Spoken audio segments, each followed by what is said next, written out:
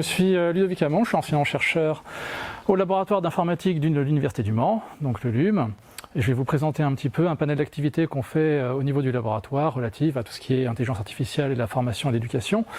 Donc cette présentation fait état d'un certain nombre de travaux que font l'équipe dirigée par Rémi Venant et ses collaborateurs, et la mienne. Alors quand je parle d'équipe, on est au sein de la même équipe, mais c'est plutôt nos collaborateurs. Qu'est-ce que j'entends par collaborateurs? C'est les doctorants, les stagiaires et d'autres collègues. Rémi Venant, malheureusement, s'excuse, il a été pris par d'autres obligations professionnelles et ne pourra pas être là aujourd'hui. Donc avant de commencer, je vous présente rapidement le laboratoire. Donc il a été créé il y a plus de 30 ans, il y a 50 personnes en activité, donc dont la moitié sont des enseignants-chercheurs permanents. On est répartis sur 2 sites, donc Laval avec l'IUT, et dans l'IUT plus spécifiquement le département informatique et le département métier du multimédia et de l'internet, et au Mans, donc sur 2 sites aussi, sur 2 sites internes au Mans, donc faculté des sciences et l'école d'ingénieurs NSIM. Donc on est un petit laboratoire, un laboratoire à taille humaine constitué seulement de 2 équipes. Donc la première, ça va être Language and Speech Technology, qui vont consacrer leur recherche à tout ce qui est traitement automatique de la langue et de la parole. Et nous sommes, donc Rémi Venant et moi-même, dans l'équipe sur les environnements informatiques pour l'apprentissage humain, donc tout ce qui est technologie éducative et technologie pour la formation. Alors, notre équipe a 3 axes de recherche principaux. Le premier axe, support à la conception de situations de scénarios pédagogiques adaptatifs. Donc, comment, à partir d'une idée, on va formaliser cette idée de scénario pédagogique, on va l'opérationnaliser le système et on va faire de l'adaptation pour que le système puisse s'adapter aux différents acteurs. Le deuxième axe, ça va être tout ce qui est modélisation et analyse de traces. Donc on en a énormément parlé ce matin. Donc relever tout ce que fait l'étudiant sur son système informatique, le tracer, afficher des tableaux de bord, faire des mesures. Et enfin, le troisième axe, ça va être tout ce qui est interaction avancée adaptative. Donc on va retrouver la réalité virtuelle, la réalité augmentée, la réalité mixte pour dépasser le paradigme clavier-souris, offrir de nouveaux outils d'interaction et voir si ça apporte un bénéfice au niveau de l'apprentissage.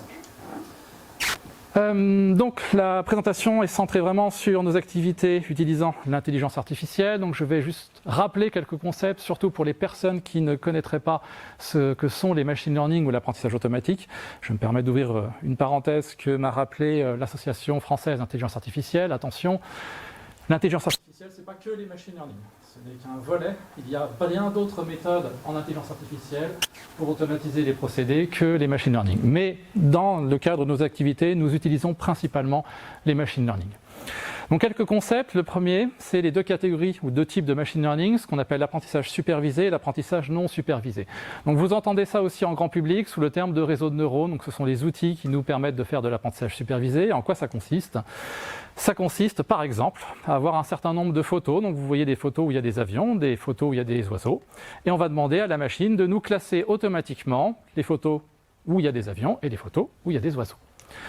Donc le principe de l'apprentissage supervisé, c'est un algorithme qui ne va pas faire cette classification, mais qui va vous construire une fonction mathématique qui, elle, fera cette classification. Donc, ça va être pour classer des éléments, mais un autre avantage de l'apprentissage supervisé, c'est une deuxième tâche qu'il est possible de faire, c'est de l'estimation de courbes prédictives de valeurs continues. Donc vous avez un jeu de données discret, un ensemble de points, ça va répondre à une courbe linéaire, polynomiale, peu importe. Donc une courbe prédictive, et l'apprentissage supervisé va vous permettre de créer une fonction qui va générer cette courbe. Alors, pour l'algorithme, ou pour que l'algorithme fonctionne correctement, il y a un certain nombre de besoins, c'est-à-dire, premièrement, ce qu'on appelle un jeu d'essai, donc des données qui existent, qu'on a identifiées comme étant des avions ou des oiseaux, en l'occurrence au niveau des images. Bien évidemment, la sortie, donc on enfile les images, mais en plus, regarde, cette image-là, c'est un oiseau, cette image-là, c'est un avion, et l'algorithme va pouvoir vous construire cette fonction sur la base de ce qu'on appelle un jeu d'apprentissage. Et ensuite, lorsque vous allez passer une nouvelle image qui n'était pas dans le jeu d'apprentissage, il va y avoir une estimation pour savoir si c'était un oiseau ou un avion, ou si ça correspondait à une valeur continue d'une courbe. En ce qui concerne la deuxième catégorie, l'apprentissage non supervisé, c'est ce qu'on appelle aussi le regroupement ou, un terme qui est souvent utilisé, le clustering. Donc là, en exemple, pour vous illustrer ça, vous avez un certain nombre de visages avec des différences morphologiques, couleur de cheveux, taille de nez, etc. Donc on va passer au système une variable, un indicateur d'analyse qu'on appelle la couleur ici, on va prendre comme exemple la couleur des cheveux. Et l'algorithme va nous sortir des groupes homogènes, donc ici possédant la même couleur de cheveux, mais ça aurait aussi pu être par exemple le type de cheveux, donc frisés, cheveux raides, etc. Et comment l'algorithme fonctionne? Eh bien, il établit ce qu'on appelle des groupes homogènes en fonction de plusieurs choses. Premièrement, ce qu'on appelle des variables caractéristiques de ces groupes. Donc là, j'ai des couleurs de cheveux, je pourrais prendre la taille, les lunettes, l'âge, le revenu, le lieu géographique, le nombre d'enfants. Et le deuxième paramètre qu'on donne à manger à cet algorithme, c'est le nombre de groupes souhaités. Donc après, l'algorithme, il vous sortira de toute façon un résultat, mais ça ne veut pas dire que le résultat, il est bon ou il n'est pas bon. Donc l'algorithme vous sort un résultat, voilà, vous m'avez demandé de faire 5 groupes, je vous sors 5 groupes, et ça, ce n'est pas la finalité d'un algorithme d'apprentissage non supervisé. La finalité, c'est d'analyser les groupes obtenus. Nous, on demande des groupes homogènes, mais peut-être que l'algorithme n'a pas pu faire mieux que ça, peut-être que ce groupe-là n'est pas suffisamment homogène, et là, comme vous le voyez, il y a 2 personnes qui ont des couleurs de cheveux différentes. Donc nous, ce qui nous intéresse une fois qu'on a fait ça, c'est de revenir sur ces groupes, de réétudier les variables et de voir si ces groupes sont homogènes pour en déduire un certain nombre de choses. Alors, je vais passer à la thématique principale de la présentation, c'est les Learning et les Teaching Analytics. Donc qu'est-ce que c'est? C'est l'évaluation, l'analyse, la collecte et la communication des données relatives aux apprenants et aux enseignants et leur contexte pour comprendre, optimiser soit l'apprentissage, soit l'enseignement, soit l'étude. Donc c'est pour qui? C'est pour tous les acteurs de l'éducation. Donc vous pourrez penser naturellement pour l'étudiant et l'enseignant, mais il n'y a pas que ça.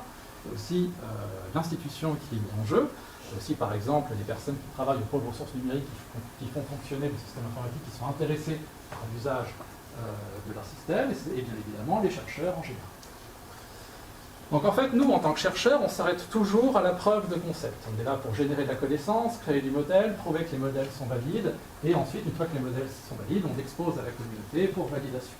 Donc on crée des modèles qui vont déjà servir à décrire, c'est-à-dire dans le cadre des Learning et Teaching Analytics, enregistrer et décrire l'activité des actions réalisées des étudiants et des apprenants.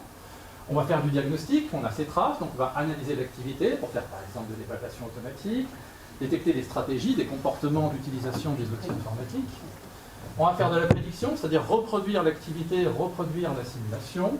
Et on va faire de la prescription, c'est-à-dire assister les différents acteurs, étudiants, enseignants, pour prodiguer du conseil. Donc ça va être tout ce qui est système de recommandation, assistant virtuel, etc. Alors aujourd'hui, je vais vous présenter 4 preuves de concepts qui sont de manière, on va dire, qui sont dans l'ensemble hétérogènes. Donc classés en 2 catégories, analyse et recommandée. Donc on va avoir un exemple d'analyse de stratégie d'apprentissage dans le cadre de travaux pratiques d'un langage informatique qui s'appelle le Shell pour les étudiants. On va avoir un deuxième exemple qui se centre sur la dynamique de l'enseignant en activité sur un Learning Management System. Un troisième exemple sur l'analyse de la complexité de la production écrite en anglais d'un apprenant. Et un quatrième exemple, l'analyse des défauts d'un lancer de fléchette. Je passe au vocalade et je rends à César ce qui est à César. Les 3 premiers exemples, c'est principalement M. Venant et ses collaborateurs qui les ont produits, et moi je me contente de lancer des fléchettes. Alors, l'apprentissage du web. Quel est le contexte? Donc en fait, M. Venant et ses collaborateurs ont développé un logiciel qui s'appelle LabForce. Donc c'est un environnement pour l'apprentissage des pratiques de l'informatique, donc pour apprendre à programmer.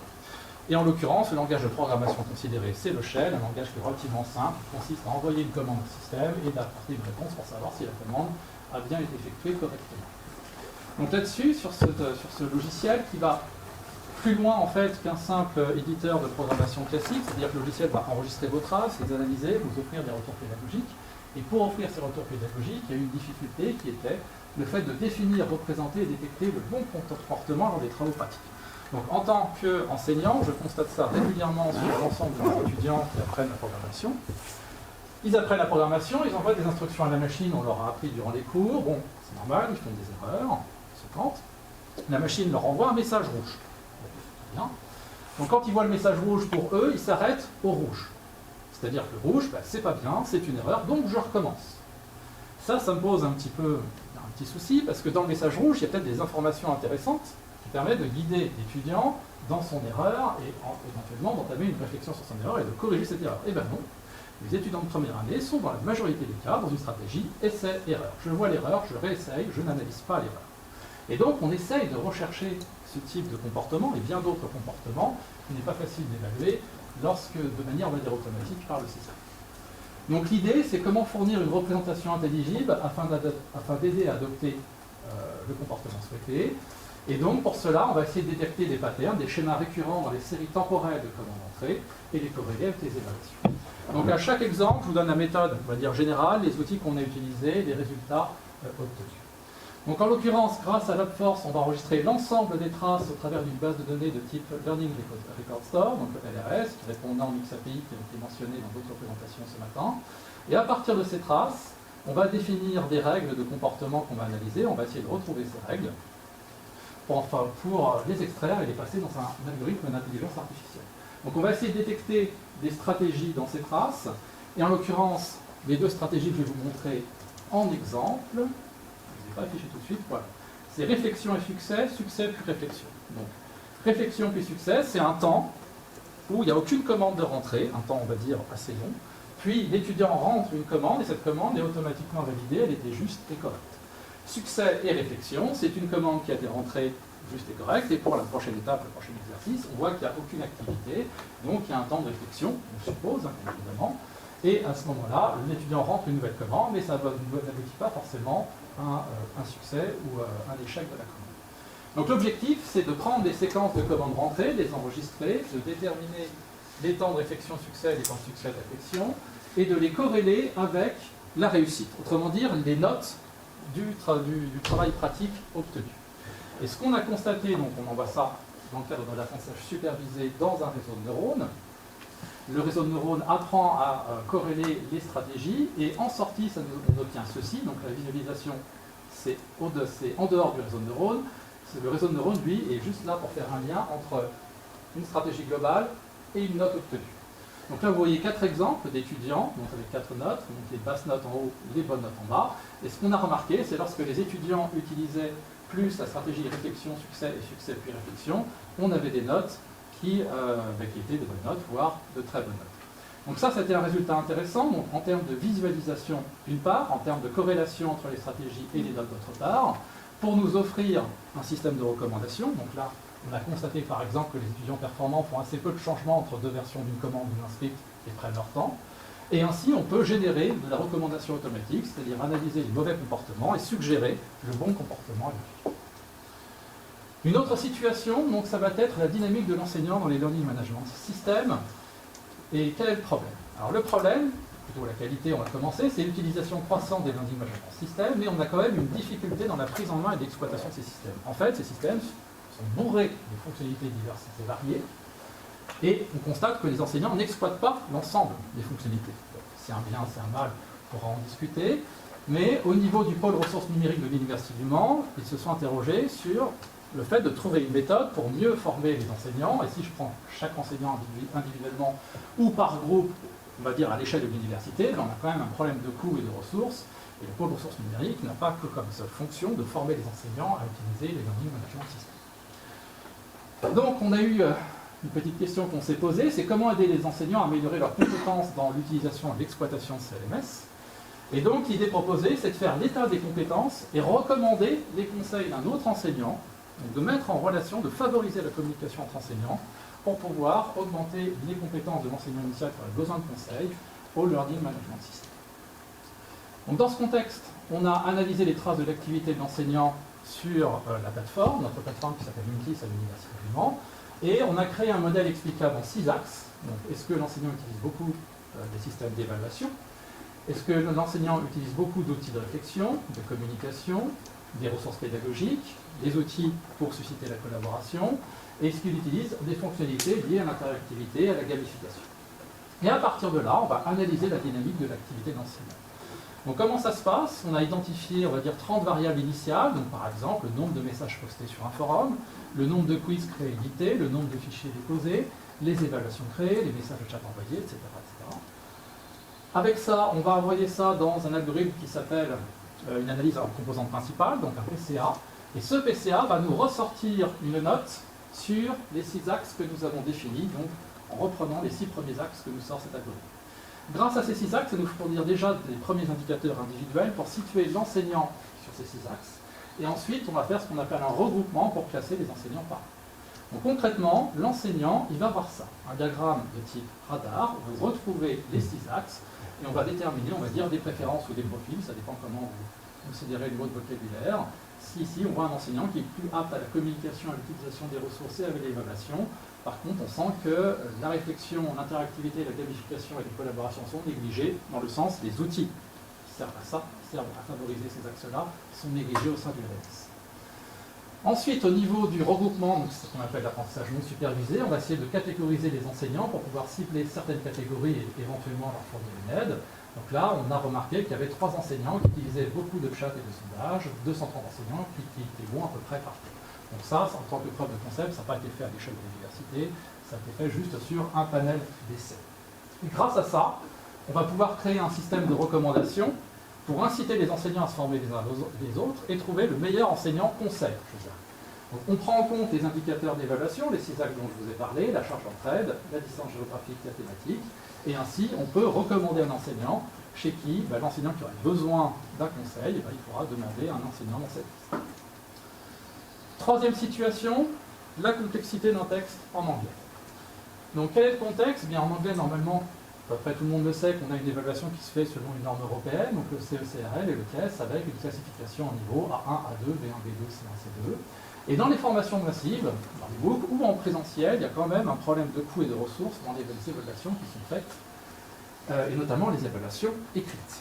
Donc on a des outils qui sont parfois limités, qui sont des QCM, mais si l'étudiant qui fait une dissertation en anglais doit être évalué, généralement il est évalué manuellement par l'enseignant, et les outils informatiques qui permettent d'évaluer ce texte écrit sont parfois limités. Alors plus précisément, on s'est posé la question comment évaluer ce niveau d'après une production écrite. Autrement dit, comment mesurer la complexité d'un texte par rapport à un texte simple. Donc en fait, vous avez des indicateurs sur la syntaxe, des indicateurs sur le vocabulaire qui existent déjà, mais par contre, il y a un critère qui est aussi important que nous ont dit les professeurs en anglais, c'est la richesse du texte. Donc, la richesse, c'est l'ensemble des concepts qui sont développés, le lien entre ces concepts, etc. Et là, au niveau de la complexité sémantique, il y a un sujet de recherche au niveau de la littérature, car on n'arrive pas à évaluer automatiquement cette complexité sémantique, cette richesse de la production écrite. Donc au niveau de la méthode, ce qu'on a fait, c'est qu'on a pris un texte, et on utilise tout d'abord des logiciels qui sont connus, notamment des logiciels Spotlight, qui vont nous permettre d'identifier les principaux sujets abordés par le texte de manière indépendante. Donc ici, on a un texte qui aborde les algorithmes, le machine learning, l'intelligence artificielle. Ensuite, on génère ce qu'on appelle une autologie à partir d'un outil qui existe, qui n'est pas le nôtre, qui s'appelle DBpedia. Donc une autologie, c'est un graphe qui va relier les concepts entre eux au sein d'une arborescence avec plusieurs niveaux d'abstraction. Donc à partir d'un sujet, vous pouvez faire un méta-sujet, un méta-méta-sujet, etc. Et ce n'est pas ce texte-là qu'on va envoyer à l'algorithme du machine learning, ce sont les propriétés de ce graphe. Donc des variables sont créées à partir de ce graphe. Je peux vous en donner une, c'est par exemple la densité sémantique, c'est-à-dire avoir des concepts sémantiquement éloignés, mais proches dans le texte.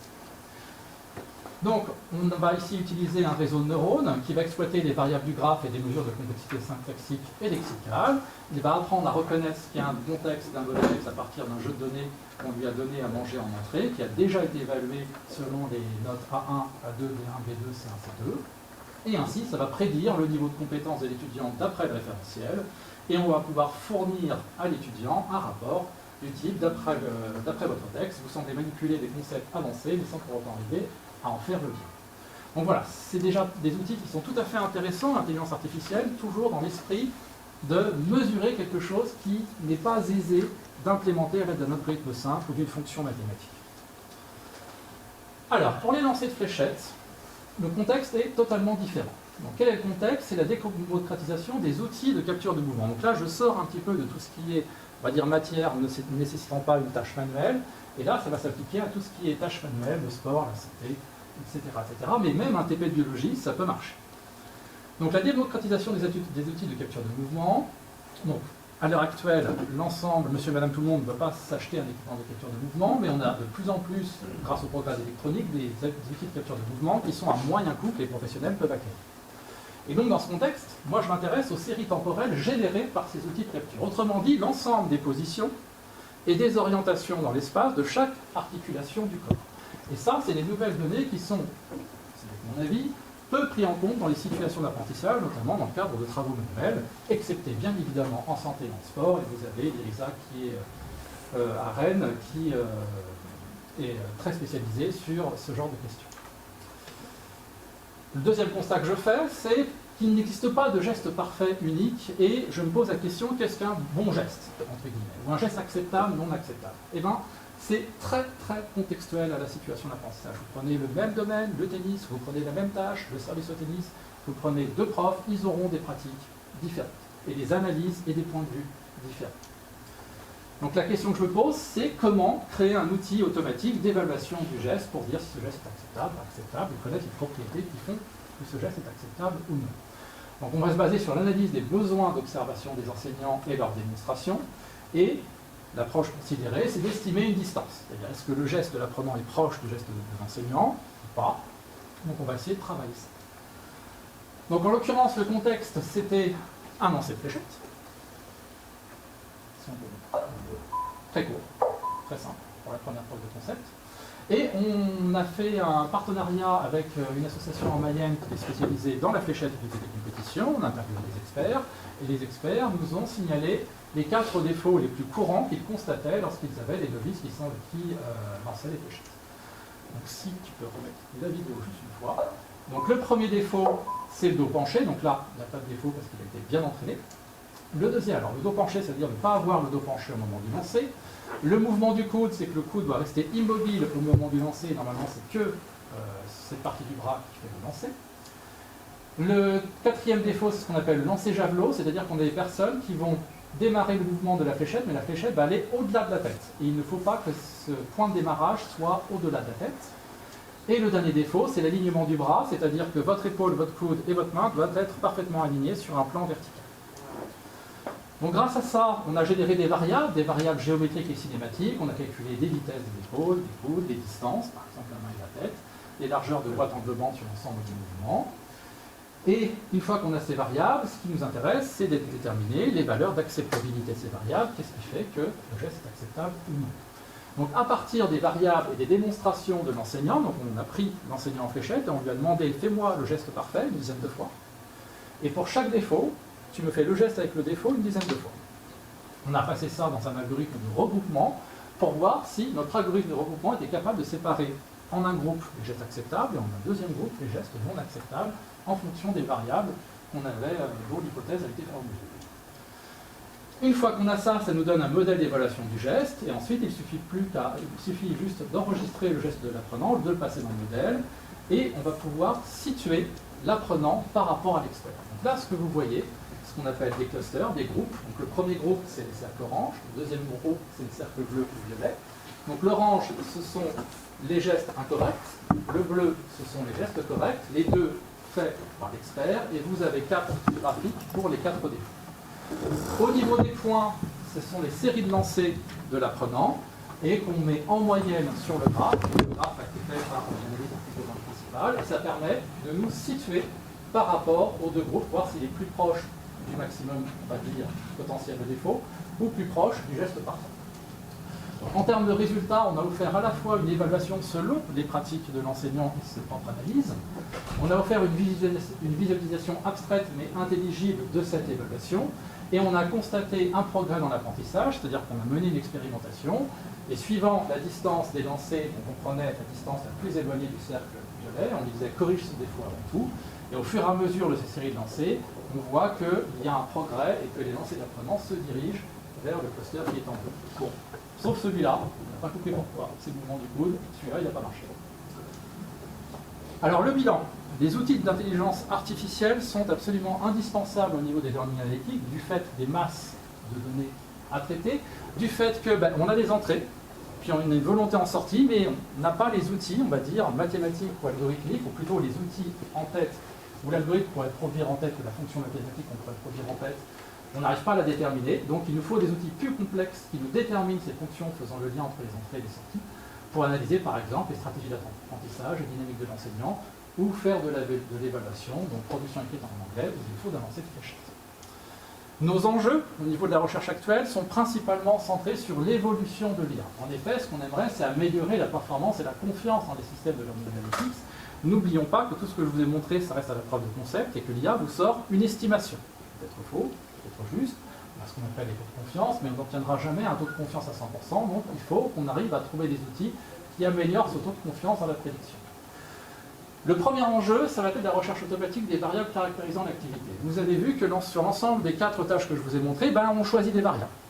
On va en donner à manger à notre réseau de neurones, à notre outil d'intelligence artificielle, mais ces variables sont toujours choisies manuellement, en fonction de notre expertise, en fonction de ce qui existe dans la littérature.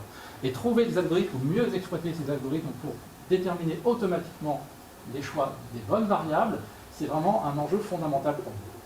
Deuxième enjeu, ça va être des modèles IA performants avec peu de données. Donc là, je vais vous penser un exemple très simple. Vous prenez le cas de la manipulation du geste, de l'évaluation automatique du geste technique, du geste métier. Vous ne pourrez pas demander à un professionnel d'exécuter 500 fois le même geste, 400, même 300 fois le même geste, juste pour une tâche donnée.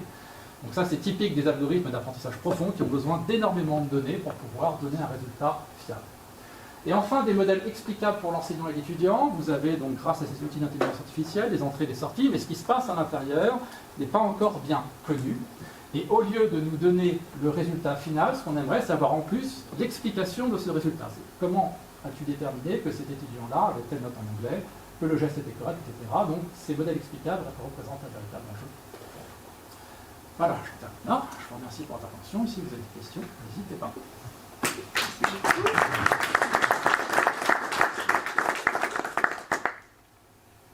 Est-ce que vous avez des questions pour Ludovic? Sinon, je peux poser mes propres questions. C'était très dense en même temps.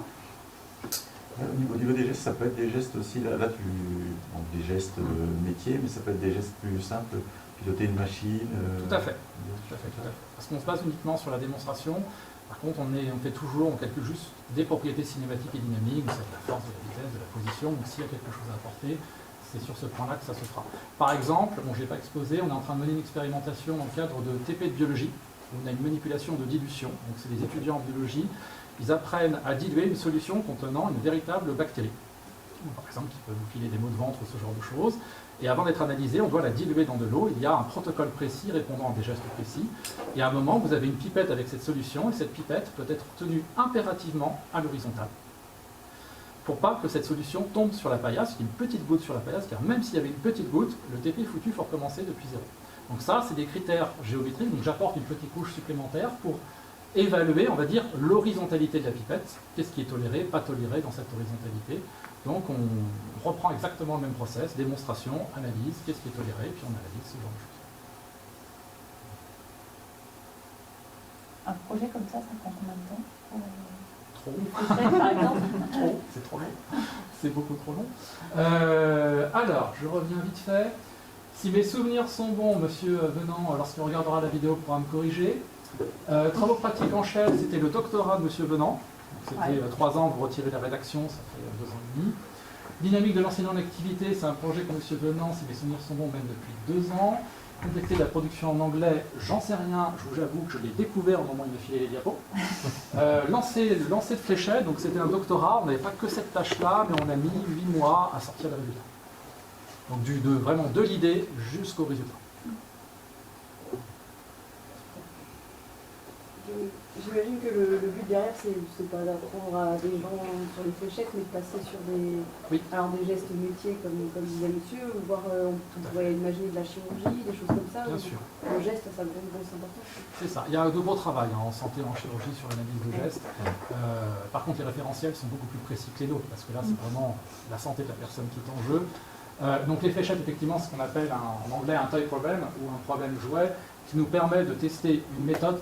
Parce que si on faisait tout le processus, il y a énormément d'étapes dans l'étape de dilution et qu'on se rend compte que ça ne marche pas, on préfère commencer par un exemple tout simple.